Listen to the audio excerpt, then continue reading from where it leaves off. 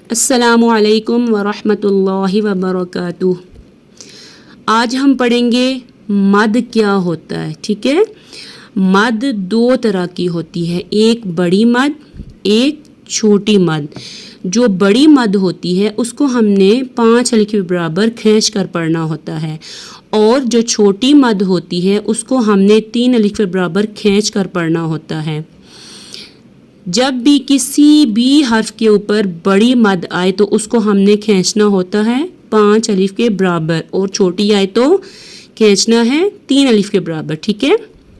اچھا، اب ہمیں کیا پتا ہوگا کہ یہ بڑی مد ہے یا چھوٹی مد ہے؟ یہ دیکھیں، جیسے مطلب جو بڑی مد ہوتی ہے نا وہ تھوڑی سی موٹی لکھی ہوئی ہوتی ہے، تھوڑی سی ڈارک ہوتی ہے، ٹھیک ہے۔ تو اس سے ہمیں اندازہ ہوگا کہ یہ بڑی مد ہے۔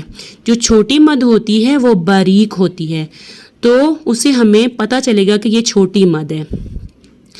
اچھا، اب یہ بھی ہے کہ مطلب بڑی مد کو کھینچیں گے 5 الف کے برابر، چھوٹی مد کو کھینچیں گے 3 الف کے برابر، تو وہ کیسے ہمیں پتہ ہوگا کہ ہم نے کھینچ لیا ہے اس کو 5 الف کے برابر؟ ایک مثال یہ بھی ہے کہ جیسے ہمارے ایک ہاتھ کی 5 انگلیاں ہیں، ٹھیک ہے۔ مثال کے طور پہ یہ ہماری 5 انگلیاں 5 الف ہیں۔ اب یہ جو 5 انگلیاں ہیں ہمارے ہاتھ کی، اس کو ہم نے پورے بند کرنا ہے، مطلب مٹھی پوری بند کر لینی ہے، ٹھیک ہے۔ اب ایک ایک کر کے ہم نے کھولنا ہے، ٹھیک ہے، آرام آرام سے، تو اس سے ہمارے 5 الف ادا ہو جائیں گے۔ یہ بڑی مد ہے، مطلب بڑی مد پوری ادا ہو جائے گی۔ جب چھوٹی مد کو ہم پڑھیں گے تو 3 انگلیاں بند کر لیں گے، جب ان کو ہم آرام آرام سے کھولیں گے تو ہماری چھوٹی مد ادا ہو جائے گی۔ جیسے میں پڑھ کے بھی بتاتی ہوں آپ کو، فرض کریں کہ میں نے مٹھی بند کر لی ہے، ٹھیک ہے۔ اب جیسے غوط کے اوپر بڑی مد ہے تو میں اس کو پڑھنے لگی ہوں، دیکھیں مٹھی بند کر لی، ٹھیک ہے۔ اب ہم اس کو کھولیں گے کہ کر کے غوط زبر الف لام زبر غول، ٹھیک ہے۔ پوری 5 انگلیاں کھل گئی، تو اس کا کیا مطلب ہوا کہ ہم نے بڑی مد کو پورا 5 الف کے برابر کھینچ لیا ہے، ٹھیک ہے۔ ایسے ہی 3 الف کے برابر جب چھوٹی مد ہوگی تو اس کو بھی ہم نے 3 الف کے برابر کھینچ کے پڑھنا ہے۔ اب ہم غوط کو الف کو ہم لام سے ملائیں گے، کیونکہ لام کے اوپر تشدید ہے۔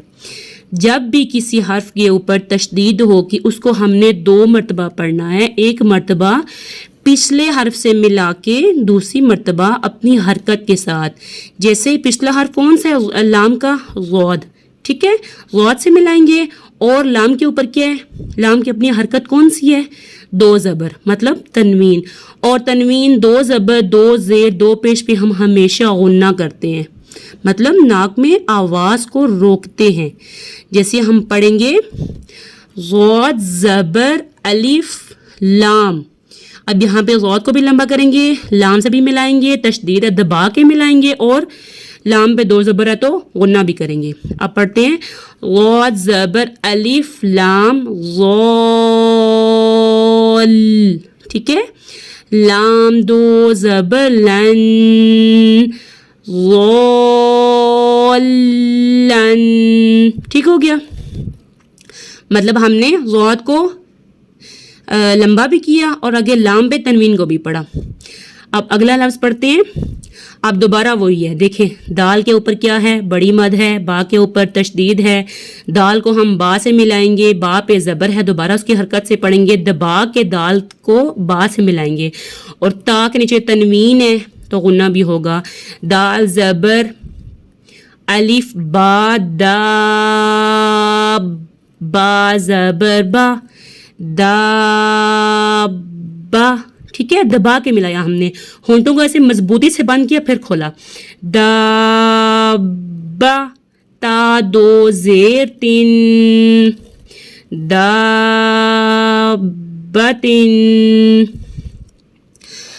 اچھا جی، اب آگے لفظ ہے لام، اور غوط کو ایسے ہی پڑھنا ہے کہ غوط کو الف کو لام سے ملائیں گے۔ لام زبر لا غوط الف لام زبر غول، لغول، لام پیش واو لو، واو مدہ، تو لام کو ہم نے کھینچنا ہے، لغولو، نون زبر نا، لغولون۔ ایک دفعہ رواں پڑھ لیتے ہیں. ضالن دابتن لضالن